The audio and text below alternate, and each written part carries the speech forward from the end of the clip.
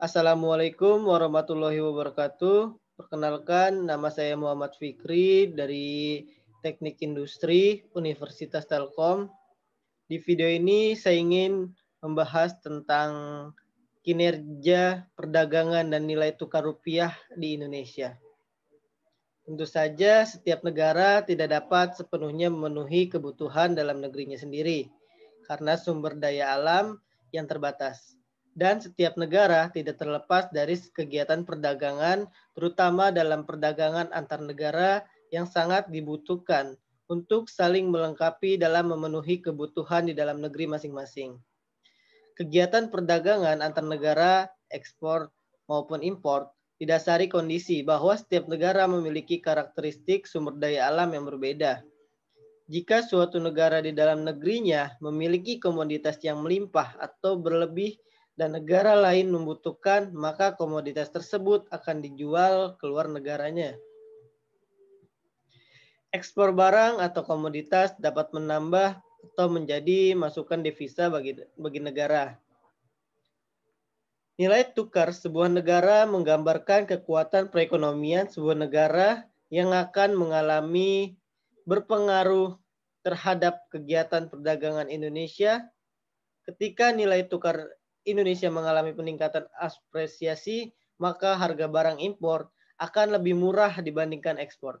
Dan ketika nilai tukar mengalami pelemahan atau depresiasi, maka ketika melakukan ekspor akan mendapatkan keuntungan yang besar. Berikut merupakan tabel indikator perekonomian dari periode Januari hingga Oktober.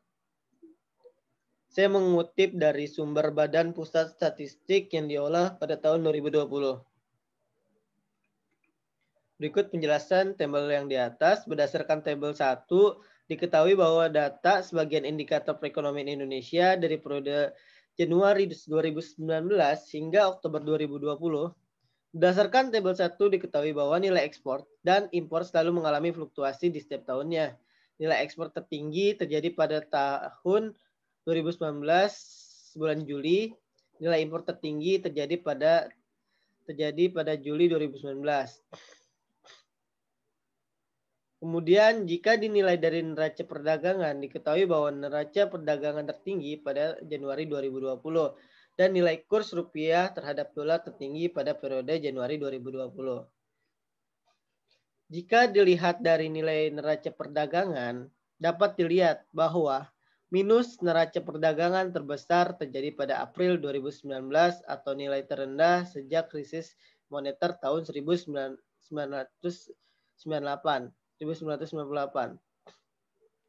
Hal ini, krisis moneter ini pada zaman Presiden Soeharto.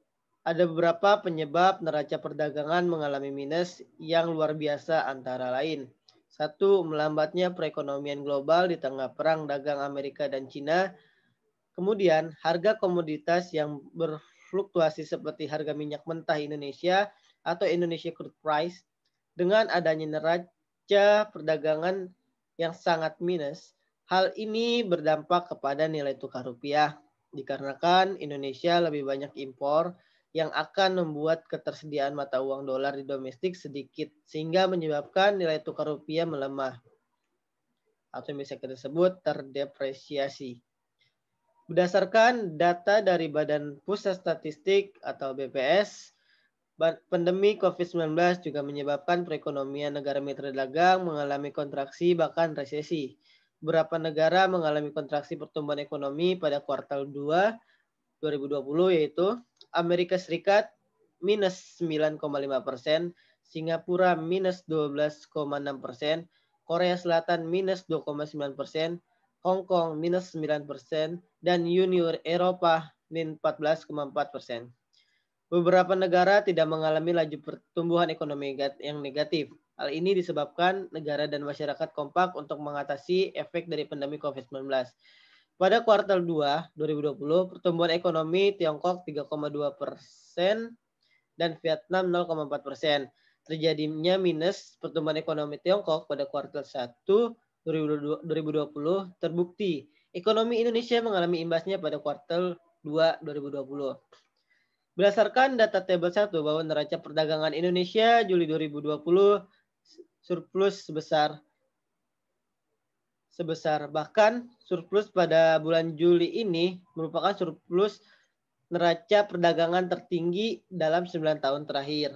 Terjadinya surplus neraca perdagangan juga memberikan sentimen positif bagi sektor keuangan, terutama terhadap nilai tukar rupiah.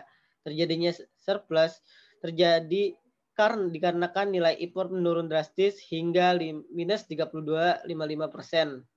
Impor yang dilakukan Indonesia 70% adalah untuk bahan baku produksi. Lalu jika impor bahan baku produksi menurun tajam, artinya Indonesia mengalami masalah pada produksi yang diakibatkan dari rendahnya konsumsi masyarakat. Maka untuk bulan ke depan perekonomian akan mengalami kontraksi dikarenakan adanya indikasi penurunan produksi berdasarkan nilai impor bahan baku produksi yang mengalami penurunan. Semoga ke depannya kondisi ekspor, neraca perdagangan, dan nilai tukar akan banyak menerima tantangan dalam periode ke depannya. Hal ini disebabkan oleh masih adanya pandemi COVID-19 yang saat ini belum ditemukan baik itu obat ataupun vaksin yang bisa menghentikan virus COVID-19. Untuk itu sangat perlunya sinergi antara pemerintah dan otoritas terkait dalam meminimalisirkan dampak dan efek dari pandemik ini bagi masyarakat Indonesia.